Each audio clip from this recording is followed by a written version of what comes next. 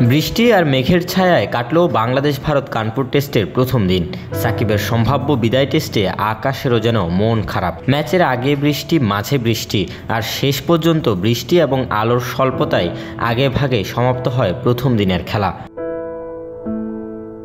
দিনের শুরুতে টসে হেরে ব্যাটিংয়ে নামে বাংলাদেশের দুই ওপেনার জাকির হাসান ও সাদমান ইসলাম। সাবধানে শুরু করলেও আকাশদ্বীপের দুর্দান্ত বোলিংয়ে তারা টিকতে পারেনি বেশিক্ষণ। জাকির 24 বল খুলে রানের খাতা না খুলেই তৃতীয় স্লিপে ক্যাচ দিয়ে ফেরেন। এরপর সাদমানকেও এলবিডব্লিউ ফাঁদে ফেলেন আকাশ।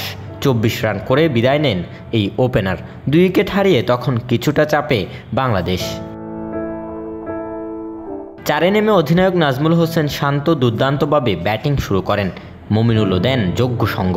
লাঞ্চের আগ পর্যন্ত উইকেট অক্ষত রাখে টিম টাইগার্স, কিন্তু লাঞ্চের পর আউট হয়ে সাজঘরে ফেরেন শান্ত।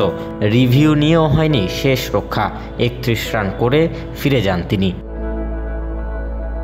প্রথম দিনের খেলা শেষে বাংলাদেশের সংগ্রহ 35 ওভারে 3 উইকেটে 107 রান।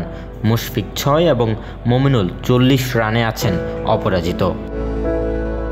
ডেস্ক রিপোর্ট, নিউজ নয় স্পোর্টস।